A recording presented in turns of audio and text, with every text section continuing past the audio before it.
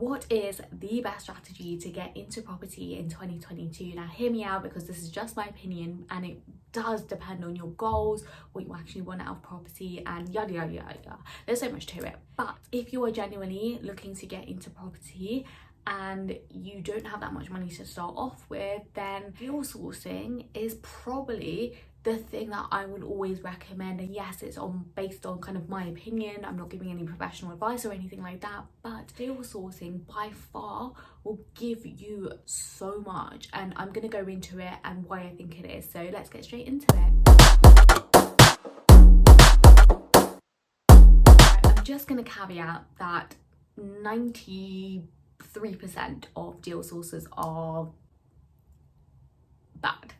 They are horrendously bad. Like, the deals that I get sent just make 0 sense. Refurb costs, I'm like, how did you even derive that? Did you even speak to a builder? Like, I'm so confused.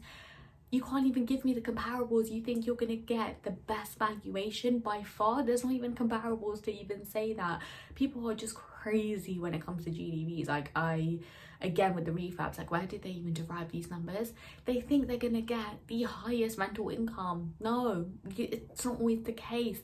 Rental income, just because it's listed at X amount, doesn't mean it's going to go for X amount. Yes, you want it to, and you want to break all those barriers, but be realistic. Like, don't go OTT. You've got to find the medium way, and you've got to have, okay, here's the best case scenario, here's the worst case scenario. The other thing is, people just get desperate for deals because it is really, really hard. Like, if anyone has worked, and the thing that I could probably like say it's the closest to new business selling and starting off just selling new business or on a commission basis, that is difficult. And I'm not saying you're going to get it in month 1. You might not even get it in month 2. Like, it might be a few months before you start to get real traction, which is why you have to be prepared to go in month 1 and month 2 knowing that it's gonna be tough. Like, it's going to be hell for you because there's so much involved, and you're probably not going to go see the results. You're not going to get any results, and it's going to take time to build relationships. You can't just build relationships in a day.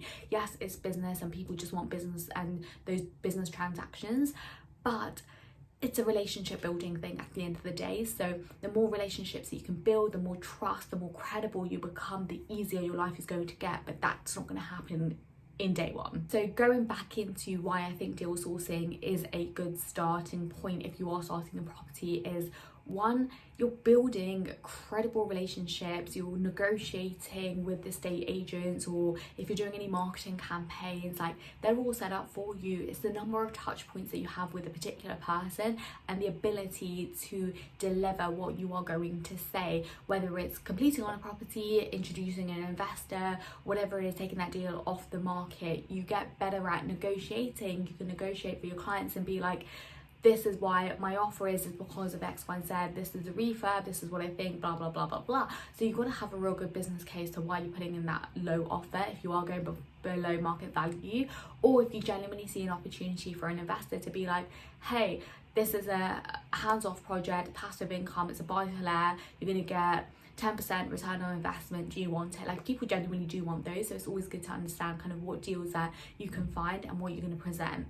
And you know, eventually you're going to have a pot of money for you to invest. So it's always good to build those relationships and find genuinely really good deals, because you are going to take them and agents will start to trust you. They don't care who you are, as long as you can say that I'm going to take this thing off the market, I'm going to take this property off the market, I've got a seller. All they care about is the commission that they're going to get. No one cares who takes the property, right? As long as you say you're going to deliver and it's going to be taken off the market and you're going to complete and you've got all those ducks in a row, I really don't care like who's going to take the property. Do you know what I mean? Like, you wouldn't care. Like, if you were the estate agent, you really wouldn't care, as long as it's taken off the market and you're going to get paid for it at the end of the day. So that is what it is. The second reason I love deal sourcing is because you are building relationships with investors. You are going to have to sell those on. So you've got twofold. You're going to view all the properties, take them off the market, and then you've got the second fold is finding investors. So you are building relationships with people who have money, and eventually you are going to want to invest in property, whether you decide to go down that route or not. But 1, you'll have your own pot of money, but 2, you can say to someone, be like, hey, I've got this amazing deal, look, I don't want to sell it to you, I want to jump in this deal too. I can put in XYZ, project management, all that, blah blah blah blah blah, find the builders, etc etc, but do you want to JV on this? Or like, do you want to JV on this? And maybe they might even turn around and say, hey, I'm not looking to take on another project. You know, it does build up when you're doing 2, 3, 4 projects at a go, but they might just be like, hey, you know, I want to invest in you. Like, you've been finding all of these great deals. I trust you enough to go and do X, Y, Z. I trust you to go and do this deal, and I'll just give you the money for a fixed percentage. Like, you just never know what the possibilities are. If they say no, you can always have an answer to get that deal, whether it's going to another investor or whether you invest it in itself. The third is just gaining valuable skills. Like, property, there's so many moving parts in property: negotiations, getting off the markets, project managing, refurbs, comparables. There's so much going on in the background, and you're learning all these skills that you can even say and have like a PDF pack to be like, here's all the projects I've done, here's the comparables, here's the data. This is actual data that's saying, okay, this is what the rental price is, this is how much the refurb costs, this is what the GDV is, especially if you're in the same area. Like, when deals also come to me and I want to work with them, I'm like, okay, prove to me what deals you've done, and I want to see the exact numbers. I don't care what's on Rightmove.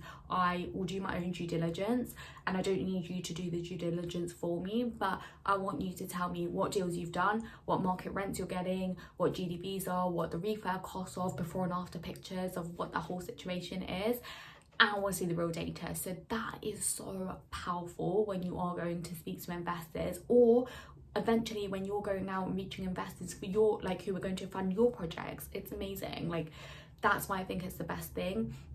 Yes, it's a lot of hard work. You're gonna be doing the thousands and thousands of viewings. You're gonna have to live off spreadsheets and finding numbers and all of that jazz, and building relationships with builders and trying to find the best lettings agents and estate agents to work with. There's so much to it, but it will pay off. How many deals you actually need to say, okay, this is going to be my full-time business, or I can have extra money and do X, Y, Z with extra money and become financially free. So you don't actually need to do that many to genuinely be financially free. So that's another benefit off of it, and making this your full-time job or something that you want to do on the side and just gain a bit more extra money to invest in property. So I hope you enjoyed that video. If you did, please hit the like and subscribe button if you're not already subscribed, but definitely hit the like button, and I'll see you guys next Tuesday.